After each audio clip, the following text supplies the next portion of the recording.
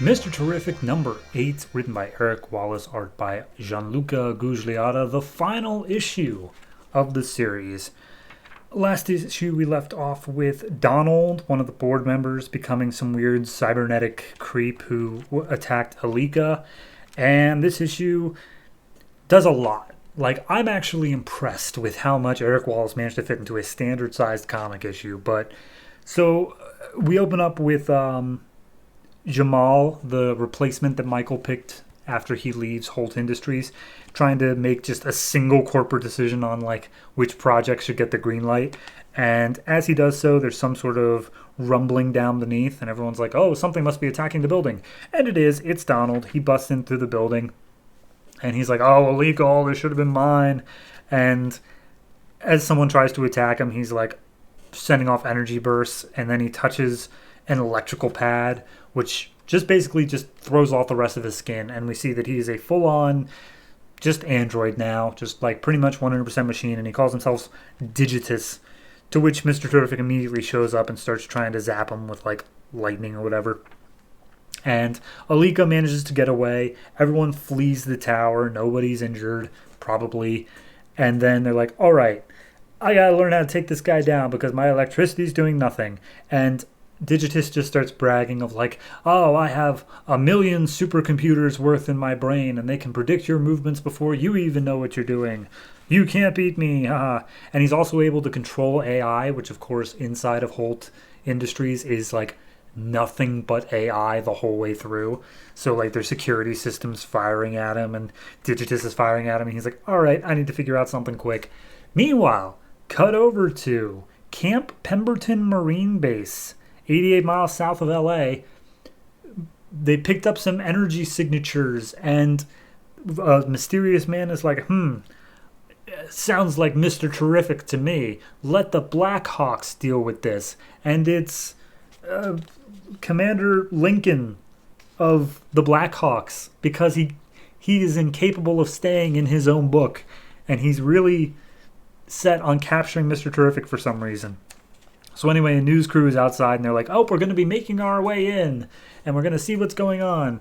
Meanwhile, Digitus turns all of Mr. Terrific's T-spheres against him, so now he's completely defenseless. And he's like, I think I have an idea. And he runs deeper down into the chamber of, like, the central AI hub, and Digitus is like, this is exactly where I wanted to be. Thank you for bringing me down here, Mr. Terrific, who's definitely not Michael Holt.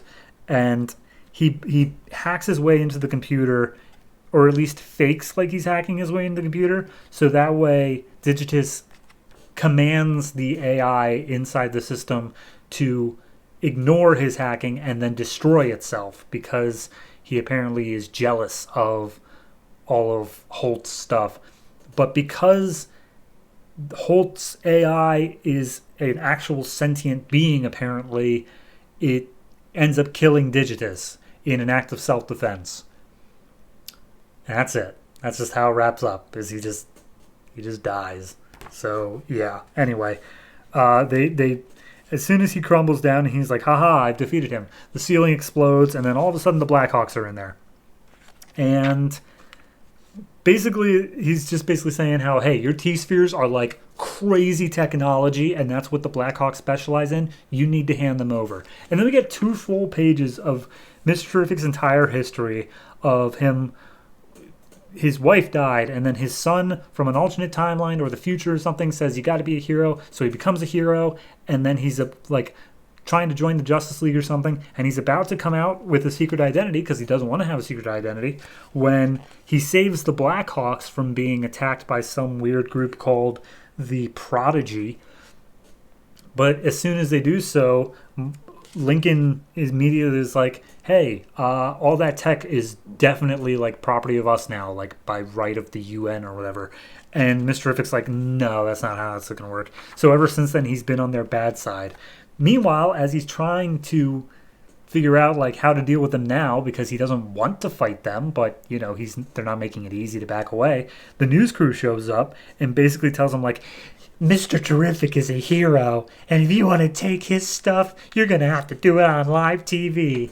And Lincoln immediately gets a call from higher up who's like, hey, People in charge saw and they don't like this, so stand down. And he's like, fine, but we'll meet again, Mr. Terrific.